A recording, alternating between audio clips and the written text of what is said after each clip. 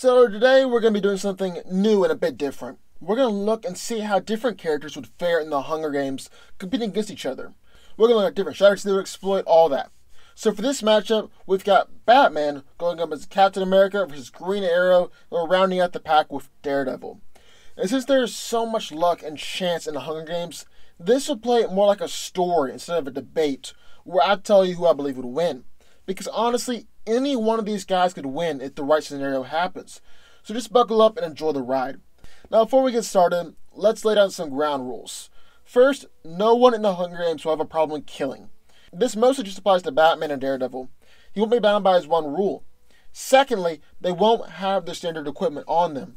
It'll be in the cornucopia in the middle of the arena. Cap's shield will be there. Daredevil's batons, Green Arrow's bow and arrow, and Batman's utility belt will all be there. Then we'll throw in some other weapons like swords, knives, axes, bow and arrows, then bags of food, water, and other supplies as well.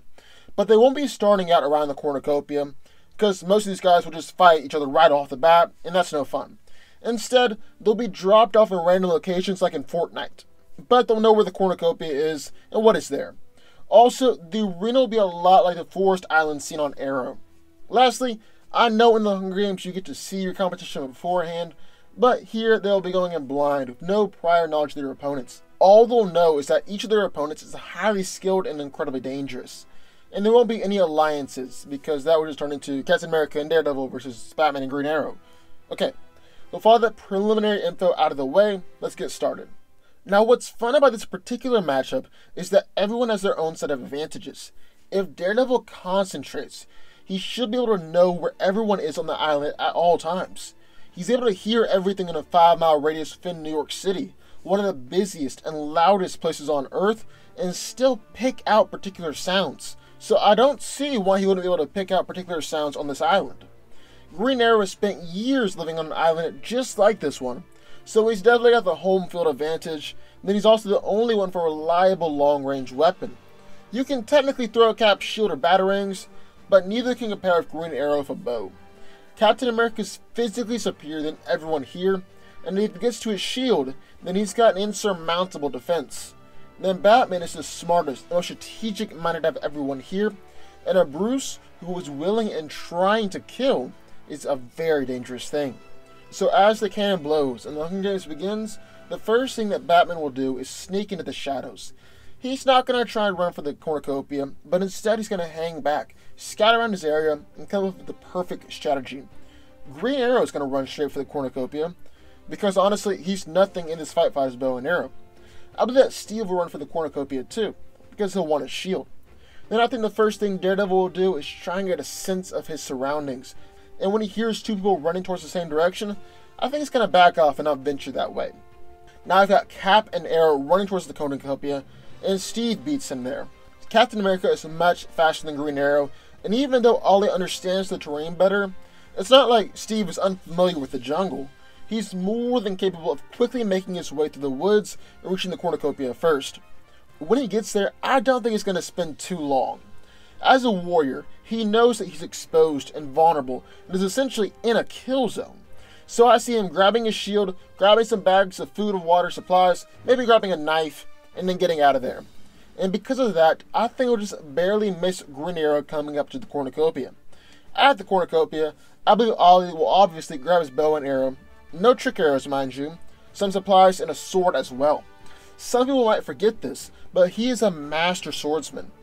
Ollie then looks around the cornucopia and notices that there are footprints in the grass, and you could also make out the marks on the grass where a heavy pack of supplies had been resting earlier.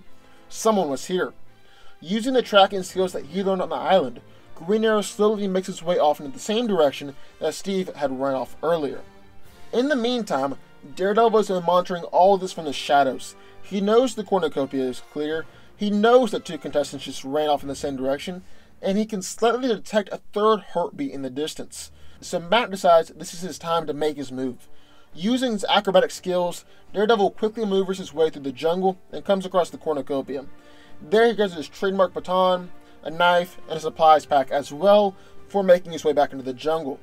After all, it was late afternoon when the game started, so it's already starting to get to be dusk. Matt realizes that he needs to make camp. And even though the heat would be nice, he knows he can't build a fire. After all, that would be a dead giveaway for where someone is. During the nighttime is when Batman makes his move.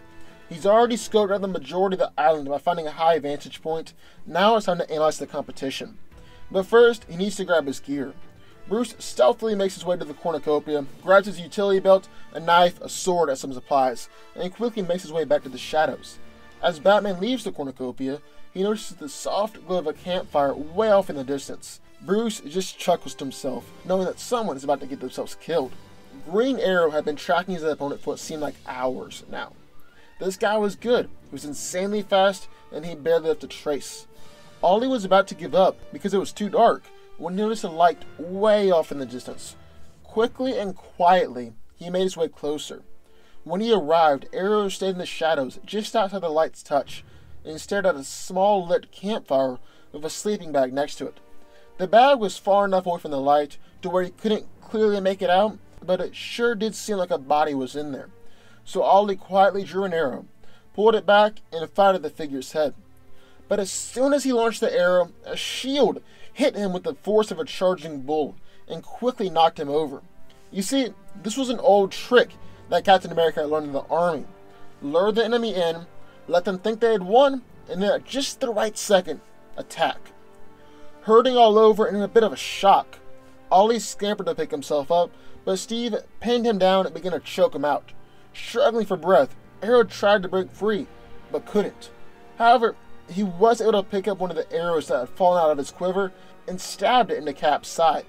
Taken aback, Steve released the pressure on Ollie just enough for Green Arrow to kick Captain America off of him. Arrow quickly picked himself up and grabbed his shield. However, Steve was able to easily dodge his first swipe, and then rolled over and grabbed his shield. Ollie tried to follow up with more attacks with his sword, but nothing was getting past that shield. Knowing this, Steve pushes his counterattack, and is quickly able to hit Arrow in the head with the shield while separating him from the sword at the same time. Cap is then able to swiftly bring the shield around and shatter the sword, breaking it off to where just a small, jagged blade remains. Green Arrow tries to gain the advantage in the fight by pushing the arrow sticking out of Steve's side and even further, but while it hurts and Captain America cries out in pain, he's able to once again use his shield to knock Green Arrow on the head. Ollie desperately tries to stab Steve with the jagged remains of the sword, but Cap is able to dodge it, and then brings the rim of his shield swiftly down on Green Arrow's neck, killing him instantly. Far off in the distance, both Batman and Daredevil hear the cannon boom and see Green Arrow's picture flash across the sky. This leads them to two obvious conclusions. There's only 3 people left, and Captain America is not to be taken lightly. As Matt sits down with his back against the tree, pondering what he's got himself into, he notices something peculiar, a heartbeat that wasn't there a few moments ago. Searching all around, he detects a figure in the tree way above him. "I see you," says Matt, and that's when Bruce jumps down onto him. In the time it takes Batman to fall, though, Daredevil is able to quickly leap out of the way and grab his baton stick next to his pack. Bruce throws an array of batarangs his way, but Matt is more than agile enough to dodge them. Daredevil tries to counter by hitting with his baton, but Bruce quickly counters himself and lands a sharp jab to the abdomen. He then puts some distance between the two and pulls out 2 batarangs, but instead of throwing them, simply holds them in his hands and waits for Daredevil to make his next move. Matt does, and he throws his baton for all he's worth at Bruce's head. However, he misses, and it goes soaring off into the jungle. Or at least, that's what Batman thought had happened.